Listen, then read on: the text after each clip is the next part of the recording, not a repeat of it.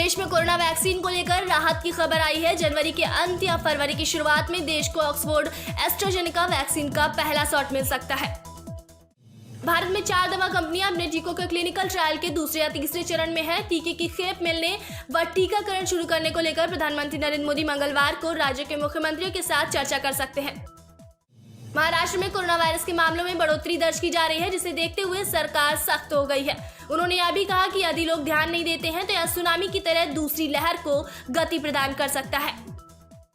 राज्य सरकार ने चेतावनी दी है कि अगर लोग इस तरह कोरोना दिशा निर्देशों की अवहेलना करते रहे तो राज्य में फिर से लॉकडाउन लागू किया जा सकता है। मुख्यमंत्री ने कहा कि लॉकडाउन की शर्तों में ढील देने का मतलब यह नहीं है कि महामारी चली गई, इसलिए लोगों को सावधान रहने की जरूरत है। एक वेबकास्ट के दौरान मुख्यमंत्री ने कहा कि वैसे तो बड़े पैमाने पर लोग कोविड-19 सुरक्षा नियमों का पालन कर रहे हैं, लेकिन अब भी कई अन्य मास्क लगाने के निर्देशों का पालन नहीं कर रहे हैं और भीड़भाड़ वाली जगहों पर घूम रहे हैं। राजधानी दिल्ली में कोरोना संक्रमण के लगातार बढ़ते मामलों को देखते हुए संसद सत्र शुरू होने के अनुमान काफी कम है। ऐसे में शीतकालीन सत्र टल सकता है। दिल्ली में जिलाधिकारी के एक आदेश के द्वारा दिल्ली के पंजाबी बाग और नांगलोई के बाजारों में जो बंदी गई थी, उस आदेश को एक दिन के अंदर ही वापस ले लिया गया है। पुलिस और स्थानीय प्रशासन के सहयोग से आदेश को लागू करा दिया गया था। इन इलाकों में बाजार 30 नवंबर तक बंद रहने थे, लेकिन सोमवार को जारी आदेश के बाद अब कोई बाजार बंद नहीं रहेगा। घाटी में आतंकियों की कमर टूटने और तारबंदी वाले क्षेत्र में कड़े सुरक्षा घेरे को देखते हुए पाकिस्तान सुरंग खोदकर घुसपैठ करवा रहा है। रविवार तड़के सांबा सेक्टर में घुसपैठ के लिए खोदी गई चौथी सुरंग मिली है। हवा से हवा में मार करने वाली और ध्वनि से 4 गुना तेज रफ्तार वाली देश की पहली स्वदेशी मिसाइल अस्त्र का परीक्षण जल्द ही स्वदेशी लड़ाकू विमान तेजस से किया जाएगा। हवा से हवा में मार गिराने वाली मिसाइल अस्त्र ध्वनि की गति से 4 गुना तेज है। सूत्रों के मुताबिक स्वदेशी मिसाइल अस्त्र और स्वदेशी फाइटर जेट तेजस का फ्लाइट ट्रायल अगले कुछ महीनों में किया जाएगा। पिछले 24 घंटे में कोरोना वायरस के 44,059 नए मामले रिपोर्ट किए गए हैं, जबकि रविवार को 45,209 संक्रमित मिले। वहीं देश में संक्रमण मुक्त मरीजों की संख्या 85 लाख के पार पहुंच गई है। मंत्रालय के आंकड़ों के अनुसार देश में संक्रमण मुक्त होने वाले मरीजों की संख्या बढ़कर 85,62,642 हो गई है। पिछले 24 घंटे में 41,024 मरीजों ने वायरस को मात दी है और अस्पताल से घर लौटे हैं। राजस्थान के स्वास्थ्य मंत्री ने ट्वीट कर कहा, कोरोना के शुरुआती लक्षण आने पर मैंने अपना टेस्ट करवाया और रिपोर्ट पॉजिटिव आई है। मेरा अनुरोध है कि आप में से जो भी लोग पिछले कुछ दिनों में मेरे संपर्क में आए हैं, खुद को आइसोलेट कर अपनी जांच करवाएं। वहीं मुख्यमंत्री अशोक गहलोत ने ट्वीट कर कहा, मेरे सहयोगी मंत्री डॉक्टर रघु शर्मा जी को कोविड-19 से शीघ्र स्वस्थ होने की कामना करता हूं, वह जल्दी से इस बीमारी से ठीक हो जाएं। कर्नाटक की राजधानी बेंगलुरु में सीबीआई ने कांग्रेस नेता और पूर्व मंत्री आर रोशन बेग के घर पर छापेमारी की है। इससे पहले सीबीआई ने करोड़ों रुपए के घोटाले मामले में रविवार को बेग को गिरफ्तार किया। अमेरिका की प्रेसिडेंट इलेक्ट यानी निर्वाचित राष्ट्रपति जो बाइडेन मंगलवार को अपने मंत्रिमंडल की पहली नियुक्तियों की घोषणा करेंगे। बाइडेन को 20 जनवरी को पदभार ग्रहण करना है। बाइडेन ने गुरुवार को कहा था कि उन्होंने वित्त मंत्री चुन लिया है। उनकी शॉर्टलिस्ट में अमेरिकी केंद्रीय बैंक फेड रिजर्व के पूर्व प्रमुख जेनेट येलेन, मौजूदा फेड गवर्नर लॉयड ब्रेनार्ड, पूर्व गवर्नर सारा बलूम रस्किन और अटलांटा के फेडरल रिजर्व बैंक के अध्यक्ष राफेल बेस्टिक जैसे उम्मीदवारों के नाम शामिल हैं। बाइडेन के सहयोगी ने संकेत दिया है कि वह इस हफ्ते विदेश मंत्री पद के लिए अपने चयन की घोषणा कर सकते हैं। इस पद के लिए पूर्व राष्ट्रीय सुरक्षा सलाहकार सुसान राइस और अनुभवी राजनयिक एंटनी ब्लिकेन को उम्मीदवार के तौर पर देखा जा रहा है। सरकारी तेल कंपनियों की ओर से डीजल और पेट्रोल की कीमतों में आज फिर बदलाव हुआ है। डीजल के दामों में 18 से 20 पैसे तक की बढ़ोतरी हुई है, तो पेट्रोल के दाम 8 पैसे तक बढ़े हैं। अमेरिकी कंपनी रिजरॉन फार्मास्यूटिकल्स इंक के एंटीबॉडी कॉकटेल को कोविड-19 के शुरुआती लक्षण वाले मरीजों पर प्रयोग के लिए देश के दवा नियामक संस्थान से आपात मंजूरी मिली है। समाजवादी पार्टी संरक्षक व पूर्व मुख्यमंत्री मुलायम सिंह यादव का आज 82वां जन्मदिन है। समाजवादी पार्टी ने प्रदेश भर में विविध आयोजन किए हैं। पीएम ने सुबह ट्वीट कर अपने शुभकामना संदेश में कहा कि मुलायम सिंह यादव जी को जन्मदिन की शुभकामनाएं। मैं उनकी लंबी उम्र और अच्छी सेहत की कामना करता हूं। तिब्बत की निर्वासित सरकार के प्रमुख और राष्ट्रपति डॉक्टर लोब्सांग सांगे पहली बार औपचारिक रूप से अमेरिकी राष्ट्रपति भवन व्हाइट हाउस पहुंचे। तिब्बती सरकार के किसी नेता का 6 दशक में इस तरह का यह पहला ऐतिहासिक दौरा है। कर्नाटक के गृह मंत्री बसवराज बोम्मई ने कहा है कि राज्य में बहुत जल्द ही ऑनलाइन गेम्स पर प्रतिबंध लगा दिया जाएगा। उन्होंने कहा इसके कारण लोग अपने पैसे भी खो रहे हैं। भारतीय नौसेना का स्वदेशी टॉर्पीडो वरुणास्त्र के लिए इंतजार खत्म हो गया है। वरुणास्त्र की पहली खेप नौसेना के लिए रवाना कर दी गई है। उत्तराखंड टिहरी के प्रभारी जिला समाज कल्याण अधिकारी की अंतर्जातीय व अंतरधार्मिक विवाह प्रोत्साहन योजना के लिए आवेदन की जानकारी वाले प्रेस नोट का सीएम त्रिवेंद्र सिंह रावत ने सख्त संज्ञान लिया है। उन्होंने मामले की जांच के आदेश दे दिए हैं। हैदराबाद पुलिस ने एक ऐसे शातिर आदमी को पकड़ा है जो खुद को भारतीय सेना का अधिकारी बताकर शादी के प्रस्तावों की आड़ में लोगों को धोखा देता था। अब तक करोड़ों की ठगी कर चुका है।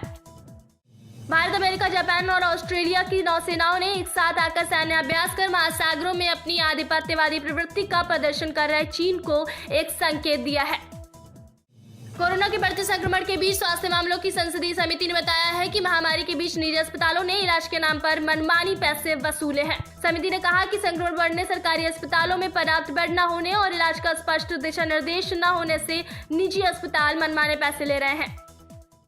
चीन के राष्ट्रपति शी जिनपिंग ने शनिवार को G20 देशों के शिखर सम्मेलन के दौरान कहा कि चीन आपसी सम्मान, समानता और पारस्परिक लाभ के आधार पर सभी देशों के साथ शांतिपूर्ण सहअस्तित्व कायम करने के लिए तैयार है।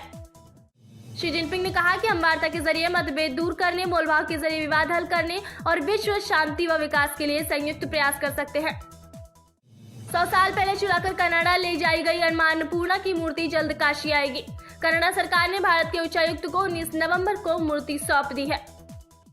विश्व स्वास्थ्य संगठन ने दुनिया को, खासकर यूरोपीय देशों को खबरदार किया है कि अगर समय रहते नहीं चेते तो कोरोना वायरस की तीसरी लहर फैलने की प्रबल आशंका है। मध्य प्रदेश के मुख्यमंत्री शिवराज सिंह चौहान ने रविवार को भोपाल में गो कैबिनेट की पहली बैठक में कहा कि पशुओं से संबंधित विभागों के मंत्री और प्रमुख सचिव मिलकर गोरक्षा और संवर्धन के लिए काम करेंगे।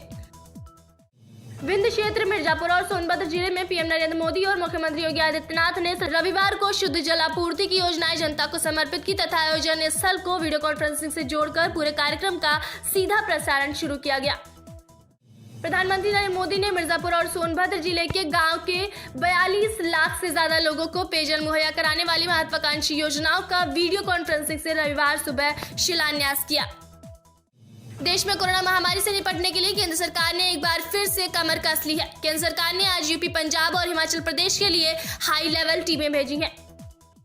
2019 में लखनऊ से लोकसभा का चुनाव लड़े आचार्य प्रमोद कृष्णम ने मांग की है कि पार्टी की राष्ट्रीय महासचिव तथा उत्तर प्रदेश की प्रभारी प्रियंका गांधी वाड्रा को पार्टी की कमान सौंपी जाए। खबर आ रही थी कि बिग बॉस की ex contestant popular TV actress Rashmi Desai show में एंट्री लेने वाली है। इस खबर के बाद से रश्मि देसाई के फैंस उन्हें शो में वापस देखने के लिए काफी उत्सुक है। एक इंटरव्यू में रश्मि ने बिग बॉस 14 में उनके आने की कंफर्म खबर पर विराम लगाया है। रश्मि ने कहा कि वे खुद इन खबरों से सरप्राइज्ड है। बिग बॉस सीजन 14 का अपकमिंग वीकेंड का वार काफी खास होने वाला है, क्योंकि इस बार सलमान खान घरवालों की क्लास लेते नजर आएंगे। वही शो में बतौर मेहमान शामिल होंगी चर्चित प्रोड्यूसर और टीवी क्वीन एकता कपूर। एकता शो में अपनी वेब सीरीज का प्रमोशन करने पहुंची हैं। बिग बॉस सीजन 13 के विजेता रहे सिद्धार्थ शुक्ला और एक्स कंटेस्टेंट शहनाज गिल एक बार फिर छोटे पर्दे पर वापसी करने जा रहे हैं। खबरों के मुताबिक ये दोनों चर्चित कलाकार जल्द ही द कपिल शर्मा शो में नजर आएंगे। शो की शूटिंग के दौरान की तस्वीरें पहले ही हो चुकी है वायरल।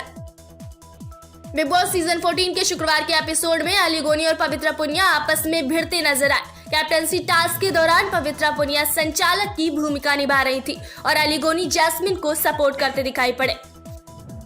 हाल ही में बॉलीवुड एक्ट्रेस मौनी रॉय ने अपने ताजा फोटोशूट की तस्वीरें सोशल मीडिया पर शेयर की हैं, जिन्हें फैंस काफी पसंद कर रहे हैं। टीवी शो उड़ान फेम एक्ट्रेस शीतल पांडे अपने बचपन के दोस्त अभिषेक भट्टाचार्य संग शादी के बंधन में बंध गई हैं। उन्होंने 20 नवंबर को पारंपरिक रीति रिवाजों के साथ अभिषेक संग शादी कर ली, जिसकी तस्वीरें सामने आ गई हैं। केंद्र सरकार द्वारा 15 अक्टूबर को सिनेमाघरों को खोलने की इजाजत दे दी गई थी। बावजूद इसके सिर्फ गिनी चुनी फिल्में ही सिनेमाघरों में रिलीज की गई। जिन फिल्मों को सिनेमाघरों में रिलीज किया भी गया, उनके भी लिमिटेड शोज ही चलाए गए। भोजपुरी सिनेमा की बड़ी एक्ट्रेस मोनालिसा आज अपना 38वां जन्मदिन मना रही हैं। मोनालिसा ने भोजपुरी के अलावा हिंदी, बंगाली और तेलुगु सिनेमा में भी किया है काम।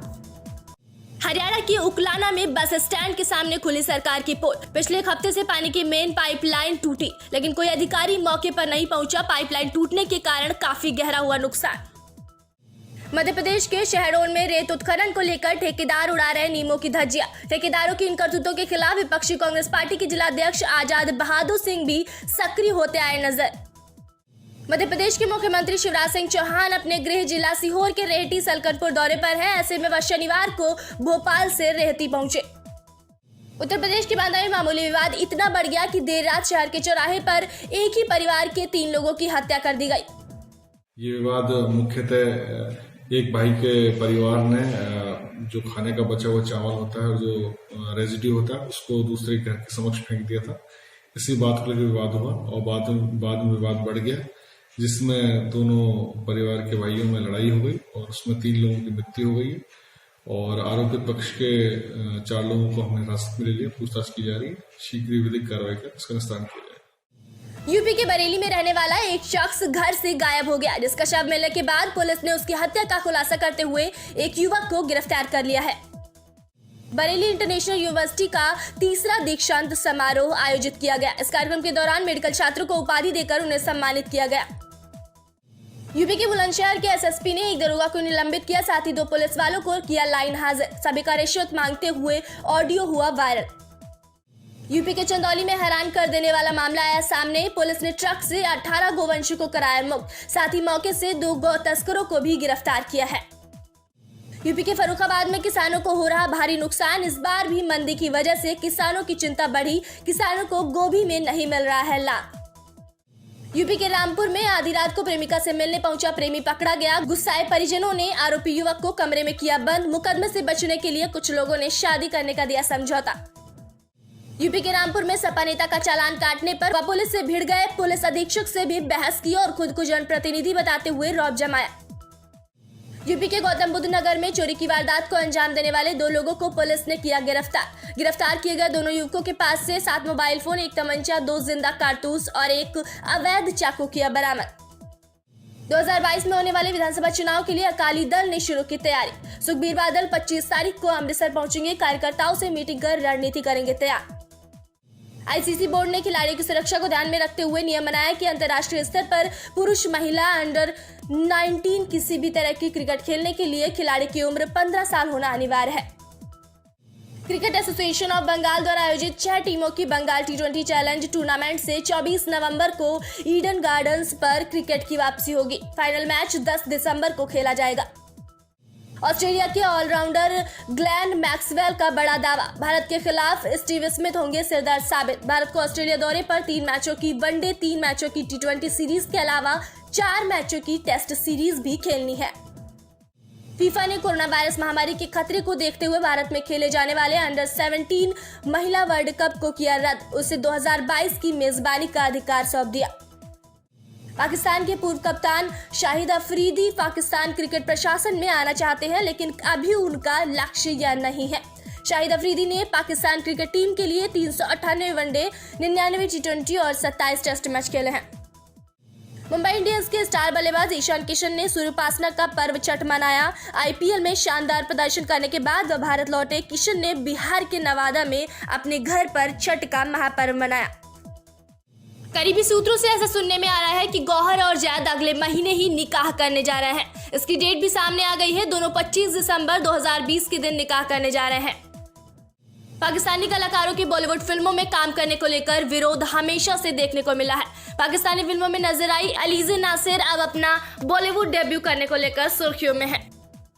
खबरों के मुताबिक शाहरुख का प्रॉफिट में 45% हिस्सा होने वाला है। आसान शब्दों में अगर फिल्म 100 करोड़ कमाती है तो शाहरुख उसमें से 45 करोड़ रुपए ले लेंगे। बताया जा रहा है सैफ अली खान को ऑटोबायोग्राफी लिखने का मन तो है, लेकिन उन्हें इस बात का डर सता रहा है कि उनकी किताब पर कई लोग नकारात्मक प्रतिक्रिया देंगे।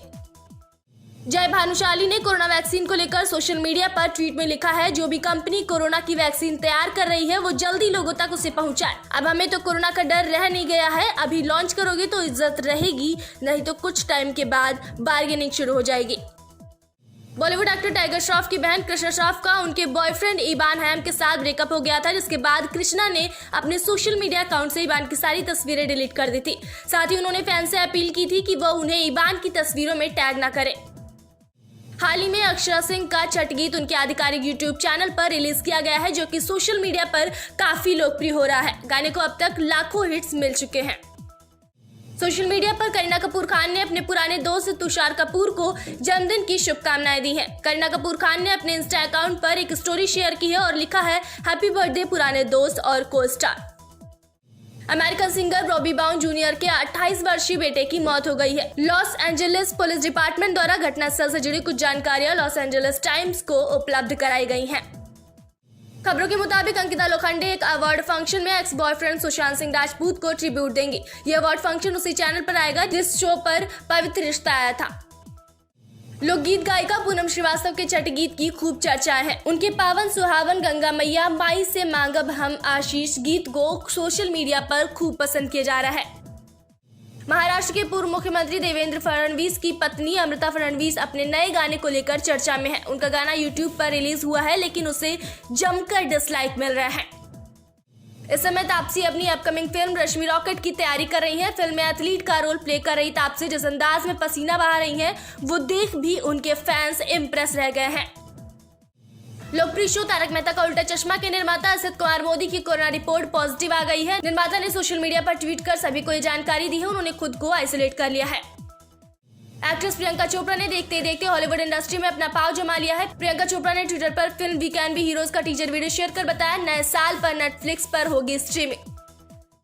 गैल गडोट की वंडर वुमन 1984 यूएसए में क्रिसमस के दिन रिलीज होगी, लेकिन अंतर्राष्ट्रीय स्तर पर इसे 16 दिसंबर को रिलीज किया जा रहा है। यह फिल्म HBO मैक्स पर भी उपलब्ध होगी। खबरों के मुताबिक हाल ही में new England journal of medicine ने बताया कि country music legend Dolly pattern ने मॉडर्ना की कोविड-19 वैक्सीन को फंडिंग दी थी। उत्तर प्रदेश के गाजियाबाद के मसूरी थाना क्षेत्र में मिट्टी व्यापारी की हत्या कर दी गई। आज सुबह व्यापारी का शव उसकी ही कार में मिला। पुलिस ने घटनास्थल का निरीक्षण करने के बाद मामले की जांच शुरू कर दी है। उत्तर प्रदेश की राजधानी लखनऊ में बर्थडे पार्टी के दौरान चली गोली में बर्थडे बॉय की मौत हो गई। ये पार्टी समाजवादी पार्टी के MLC अनिल यादव के फ्लैट में चल रही थी।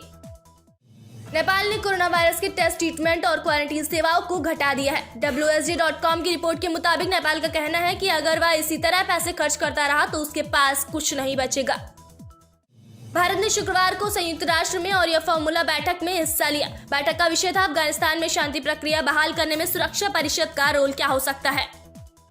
संयुक्त राष्ट्र में भारत के स्थायी प्रतिनिधि TS त्रिमूर्ति ने पाकिस्तान पर निशाना साधते हुए कहा कि पाक आतंकियों के लिए सुरक्षित ठिकाना बना हुआ है।